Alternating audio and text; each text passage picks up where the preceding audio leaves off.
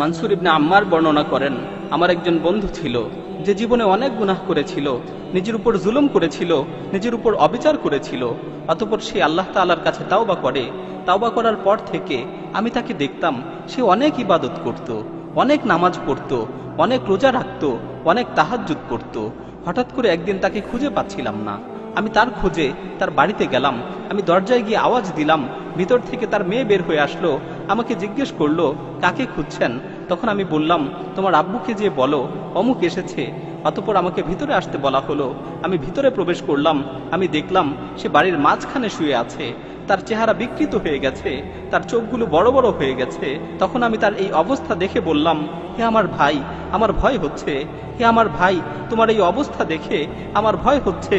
তুমি বেশি বেশি করে লা ইলাহা ইল্লাল্লাহ বলতে থাকো।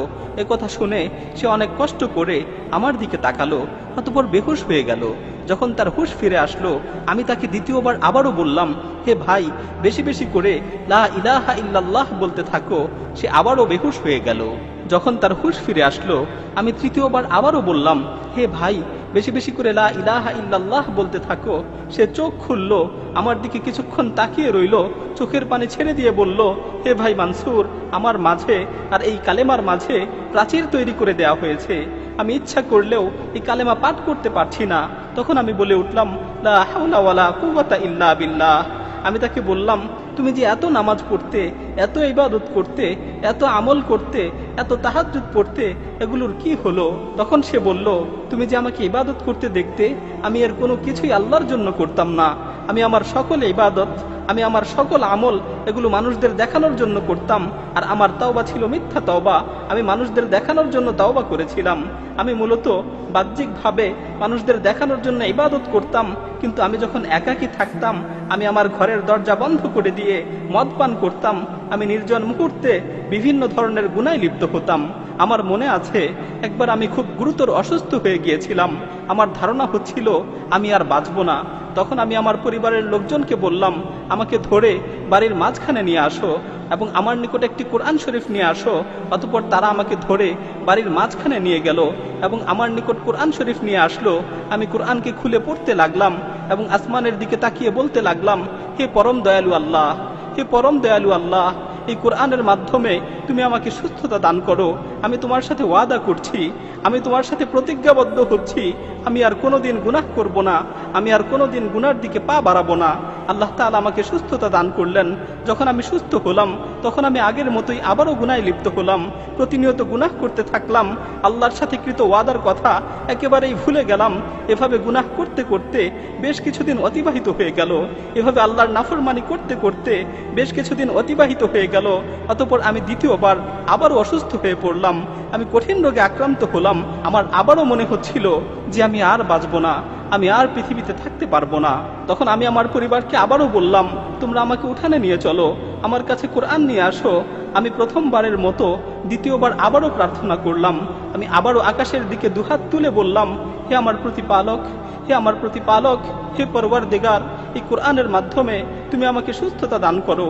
আল্লাহ তাআলা আমার ডাকে আবারও সাড়া দিলেন, আমাকে রোগ থেকে মুক্তি দিলেন। আমি আবারও অঙ্গীকার করলাম যে আমি আর কখনোই গুনাহ করব না, আমি আর কখনোই গুনার দিকে পা বাড়াবো না। কিন্তু দ্বিতীয়বারেও আমি আমার অঙ্গীকারের কথা আবারও ভুলে গেলাম। আমি আবারও গুনায় নিমজ্জিত হলাম। আমি আবারও গুনার সমুদ্রে হাবুডুবু খেতে লাগলাম। এভাবে বেশ কিছুদিন অতিবাহিত হয়ে গেল। এরপর আমি তৃতীয়বার আবারও অসুস্থ হয়ে পড়লাম, যা তুমি এখন দেখতে পাচ্ছ। অতঃপর আমি আমার স্ত্রীকে বললাম, আমাকে উঠানে নিয়ে চলো, আমার কাছে কোরআন নিয়ে আসো। তারা আমাকে উঠানে নিয়ে গেল, আমার কাছে কোরআন নিয়ে আসলো। অতঃপর এবার যখন আমি তিলাওয়াত করার জন্য কোরআনকে খুললাম, আমি দেখতে পেলাম কোরআনের সমস্ত পৃষ্ঠাগুলো সাদা হয়ে গেছে। পুরো কোরআনের মাঝে একটি অক্ষরও আমার চোখে পড়ল না। আমি বুঝতে পারলাম আসমান ও জমিনের অধিপতি আল্লাহ সুবহানাহু ওয়া তাআলা আমার উপর রাগান্বিত হয়েছেন। আসমান ও জমিনের অধিপতি আল্লাহ সুবহানাহু ওয়া তাআলা আমার উপর ক্রোধান্বিত হয়েছেন, কারণ আমি বহুবার তার সাথে ওয়াদা করেছি, বহুবার ওয়াদা ভঙ্গ করেছি। আমি বহুবার তার কাছে তাওবা করেছি, বহুবার তাওবা ভঙ্গ করেছি। তিনি আমাকে অনেকবার সুযোগ দিয়েছেন, কিন্তু আমি বারবার এই সুযোগের অপব্যবহার করেছি। আমি বুঝতে পারলাম যে আল্লাহ তাআলা আমার উপর রাগান্বিত হয়েছেন। তাই আমি আসমানের দিকে হাত তুলে বললাম, হে আল্লাহ, আমাকে এই বিপদ থেকে মুক্তি দাও। হে আল্লাহ, আমাকে এই বিপদ থেকে রক্ষা করো, আমাকে এই বিপদ থেকে উদ্ধার করো। আমি যখন এই কথাগুলো শেষ করলাম, আমি শুনতে পেলাম কেমন যেন আসমান থেকে আমাকে লক্ষ্য করে বলা হচ্ছে, তুমি যখন বিপদে পড়ো তখনই আমার কাছে আসো, আর যখন বিপদ শেষ হয়ে যায় তখন আবারও গুনায় লিপ্ত হও। তোমাকে আমি কতবার বিপদ থেকে উদ্ধার করেছি, তোমাকে কতবার বিপদ থেকে রক্ষা করেছি, কিন্তু তুমি একবারও নিজেকে শুধরানোর চেষ্টা করনি। মানসুর ইবনে আম্মার বলেন, এ কথা শুনে আমি ক্রন্দন করতে করতে তার কাছ থেকে উঠে গেলাম। আমি যখন বাড়ি থেকে বের হওয়ার জন্য দরজার কাছাকাছি পৌঁছলাম, তখন পিছন থেকে সংবাদ আসলো সে মারা গেছে, সে মৃত্যুবরণ করেছে। সে তওবা না করেই মৃত্যুবরণ করেছে। তার মাঝে ও তাওবার মাঝে প্রতিবন্ধকতা সৃষ্টি করে দেওয়া হয়েছে। প্রিয় ভাই ও বোনেরা, আল্লাহ তাআলা আমাদেরকে তওবা করার সুযোগ দিয়েছেন।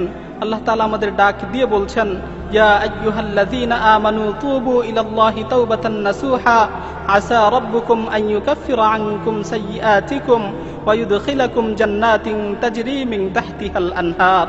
হে ঈমানদারগণ, তোমরা একনিষ্ঠভাবে আল্লাহর নিকট তওবা করো।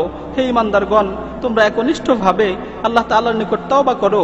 আল্লাহ তাআলা অবশ্যই তোমাদের গুনাহগুলোকে ক্ষমা করে দিবেন এবং তোমাদেরকে জান্নাতে প্রবেশ করাবেন, যার তলদেশ দিয়ে নহরসমূহ প্রবাহিত হয়। আল্লাহ তাআলা আমাদেরকে তওবা করার সুযোগ দিয়েছেন, কিন্তু আমরা এই সুযোগকে অবমূল্যায়ন করছি। আল্লাহ তাআলা আমাদের তওবা করার সুযোগ দিয়েছেন, কিন্তু আমরা এই সুযোগের অপব্যবহার করছি। এমন একটি সময় হবে যখন আমাদের মৃত্যু চলে আসবে, তখন আমরা তওবা করতে চাবো, কিন্তু আমাদের তওবা কবুল করা হবে না। আল্লাহ তাআলা বলছেন, ওয়ালাইসাতিত তাওবাতু লিল্লাযীনা ইয়ামালুনাস সাইয়্যাত হাত্তা ইযা হাদারা আহাদাহুমুল মাউত ক্বালা ইন্নী তুবতুল আন। আর এমন লোকদের জন্য কোনো ক্ষমা নেই যারা মন্দ কাজ করতেই থাকে, এমনকি যখন তাদের মাথার উপর মৃত্যু এসে উপস্থিত হয় তখন বলতে থাকে, আমি এখন তওবা করছি।